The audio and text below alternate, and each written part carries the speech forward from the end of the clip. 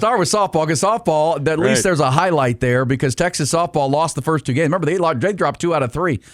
Texas softball is now 33-6, but they were 32-1 at one point. They lost 2 out of 3, or 31-1. They lost 2 out of 3 at Tuscaloosa last weekend. Turned around, and the Sooners, give them a lot of credit, came in here, took the Friday game, shut out the Longhorns with their ace.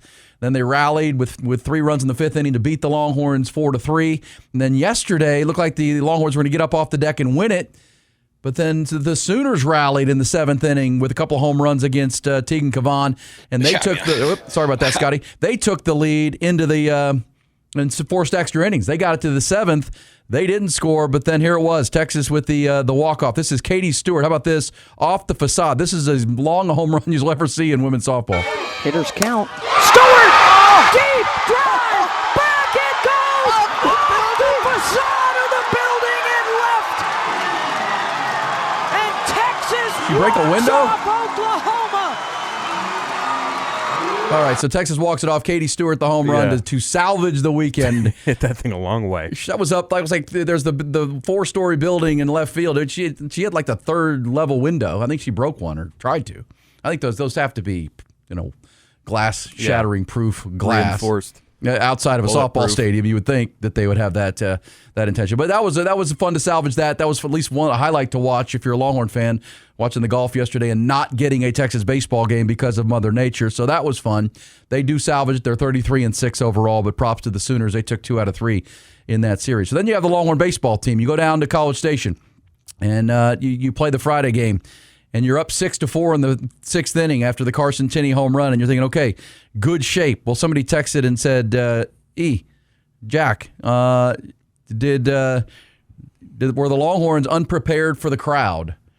And look, I mean, I can't imagine this. I mean, people ask that question. Listen to this is what it sounded like on Friday night.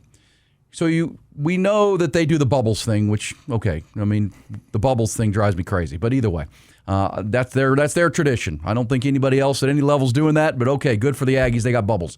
But they also do something that is obviously impactful. They do the ball count, right? So when a pitcher walks a batter, so ball 4, then for the next at-bat, they start to chant ball 5 every time they throw a ball 6, ball 7. And this was the sound. But, I mean, this obviously, or at least you could understand how that would get under the skin of a pitcher, of a player, of a human being. If you're not in good control of your stuff right now, you just walk somebody, every ball you throw now becomes a chant, and they do a great job of it. But can I play this for you, Jack? This is when they were doing the ball chant count when the Longhorns were melting down in the later stages of that Friday game. And then Jim Schlossnagle walked to the mound to take out his pitcher. Listen to how quickly this crowd of about 12,000 people at Bluebell Park went from the ball counting chant to booing their arch nemesis, Jim Schlossnagle. And here comes Jim Schlossnagle. All 5 will turn to boos.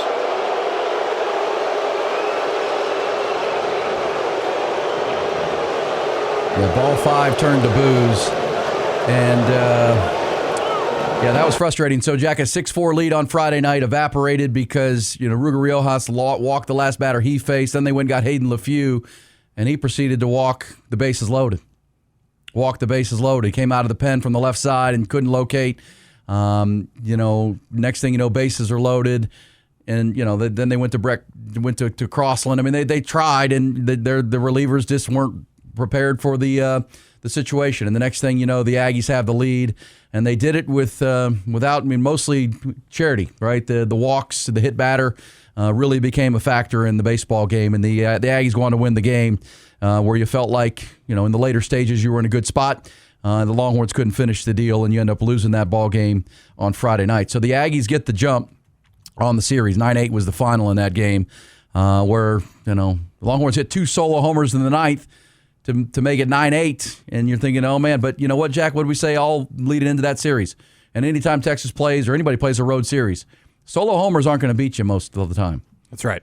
It's the big ones, and it wasn't like the Aggies were hitting home runs for the most part. It was walks that led to hard hit balls that led to issues. I mean, that was a very frustrating way to lose on Friday night because, again, did the crowd have an impact? People asking if they were unprepared for the crowd. I mean, you prepare as you can, but you got to go execute. You got to throw to the strike zone, and Texas did not. And that's a really, really, really good offensive lineup. We know that. The Sorrells and Grahovac are as good a combination as there is in college baseball. Bear Harrison's not too bad himself in the middle of that. That's a really good order, and you certainly can't give them charity, and they're going to put 9 runs on the board on you. No, and I feel like that's something we've seen a lot out of this bullpen is a tendency to walk dudes. Yeah. I mean, so I don't know if it was the crowd. I mean, it was 8-9 or 9-8 in the first game. It was close. Texas put runs on the board, but yeah, can't do that. Can't walk the bases loaded in a hostile environment like that. Right. And get them fired up. Obviously, everybody's involved, and they scored 3 in the 6th. So you go up 6-4. They scored 3 to go up 7-6. They added a run in the 7th. They added a run in the 8th. And a lot of it was charity. The Longhorns did hit the 2 solo homers in the 9th. So then you come back the next day, and the one thing we know, kind of like Rory McIlroy, the adjective to describe this Longhorn baseball team this year has been resilient. They haven't lost 2 straight games until this weekend. They hadn't. They'd bounced back from losses, right? They'd lost 3 of their 4 Friday games and opening games of SEC series, yet bounced back, and they had been undefeated in games 2 and 3. Well, as we talked about off the top, this is frustrating. The game set to start at 2 o'clock on ESPN2. It's a nationally televised game. The hype, the game, the circumstances, the rivals. Well, the game starts, but you can clearly see. I don't know if you're like me, Jack. I'm an old guy. I got a nice weather app that I look at, the Windy app, and I can see that this storm's coming. We're trying to book my TV day. Is this thing going to get delayed so I can be ready to watch it? I'm thinking, well, there's no way they start this game. And this is what I'm thinking before the game, because I'm looking at the radar. You're seeing these storms come out of the south, right up, into College Station, and it's coming. Yet the game starts at 2 o'clock, and it's like, well, that's going to be there before 2:30. That storm's moving north, and it's not breaking up. And they started the game. The Aggies, got the Longhorns out in the top of the first, and then it's going to be Luke Harrison, taking the hill against that really good lineup. And he gets into it, and here, there's some runners on base, and then here comes the rain. Here comes the rain, like a downpour. Like the Aggie baseball team, the players had to go help the tarp crew get this thing onto the field, or else they didn't have enough manpower to get the winds blowing. It's like, guys, you didn't see this? I mean, we all could see this coming. And then there's a 2-hour rain delay.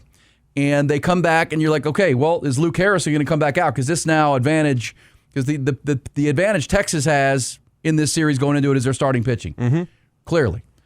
Well, now Luke Harrison's probably wasted because he did his warm-up, and he went out there. Well, guess what?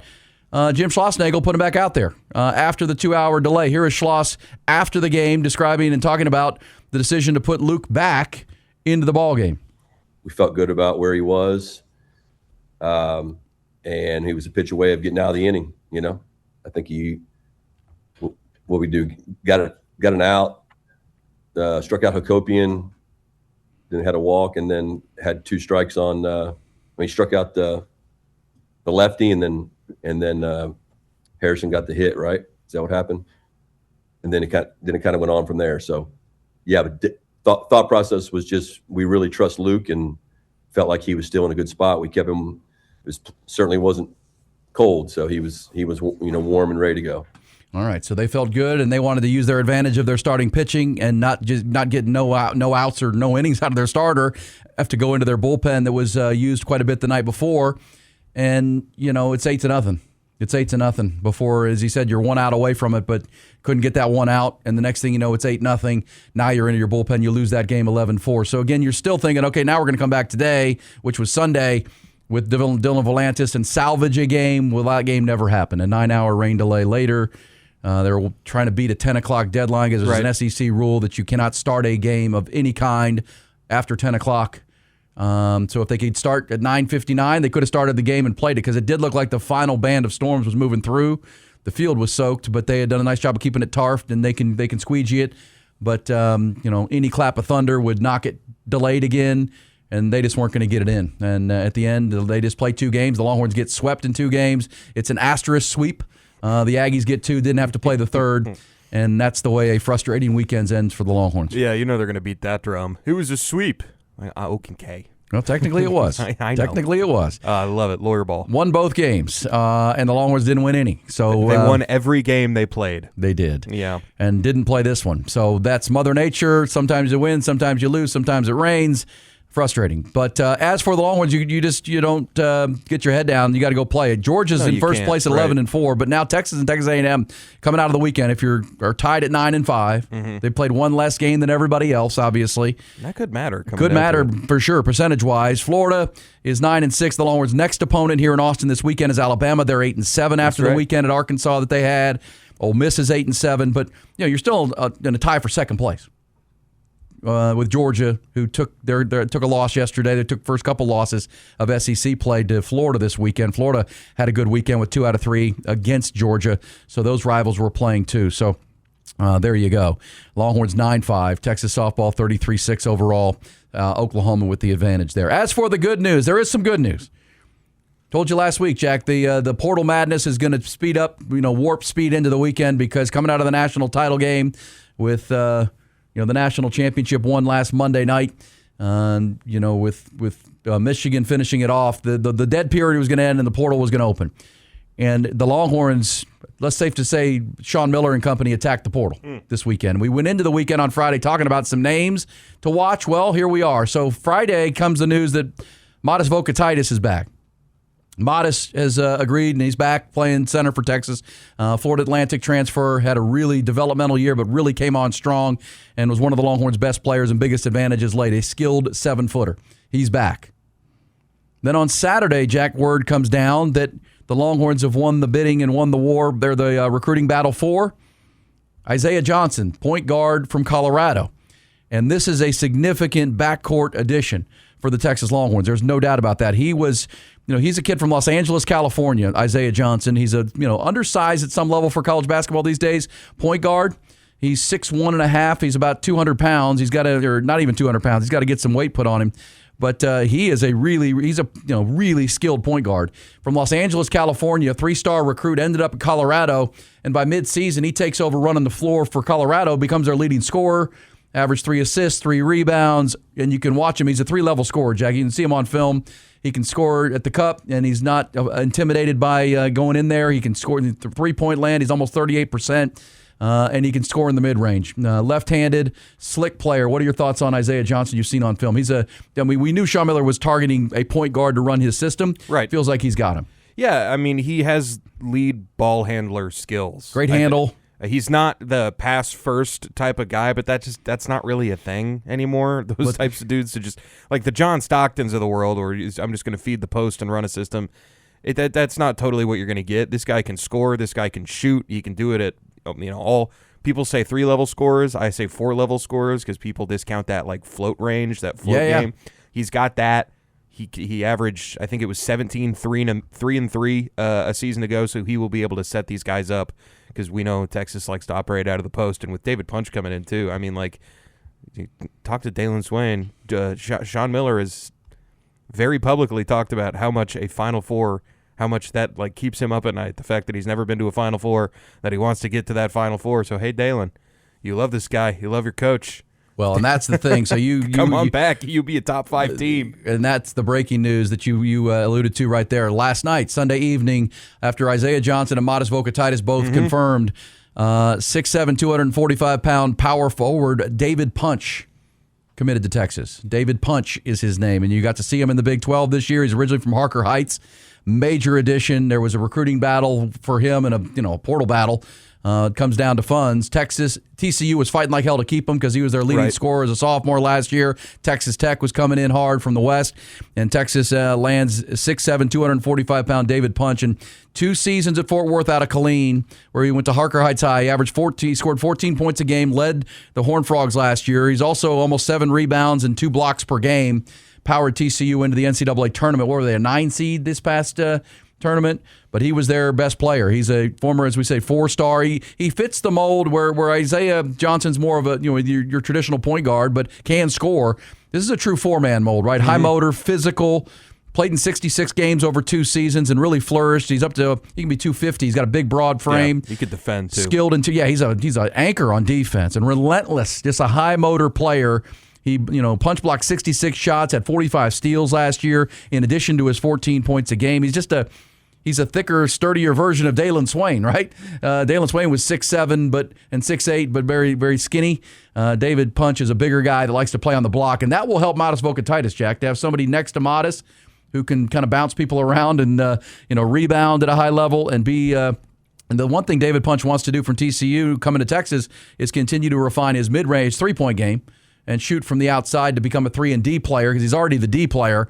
The defense. He's got to work on his three. But we saw Dalen Swain, Jack, emerge, and he became a very competent three-point shooter last year for Texas.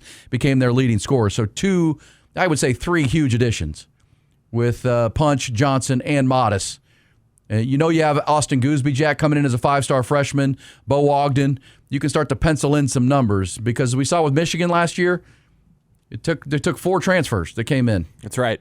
And they won the national championship to go with the guys already there. Well, you've got 2. Mm-hmm. And you just said the one named Dalen Swain. Dalen Swain's going to go through the NBA Combine. If the word doesn't come back, he maintained his eligibility. Right. And I'm not saying he's coming back. But if he were to, you'd have the best front line in the SEC. If you had Dalen Swain coming in, maybe running more of a perimeter game for you, and David Punch handles inside with Modest. Lassina Traore probably back is another big for you. You've got some pretty good size. Well, then Dalen Swain, Austin Gooseby, Bo Ogden. But Swain is a huge question mark. Yeah, that's not by any stretch a certainty. You should probably just go to the NBA, but I'm being a selfish fan. Sure. Now that you see what's there. Yeah, and you know what I love really about good team. These 2 transfers and the guys that Texas is bringing in is they have eligibility. I know Michigan just did it.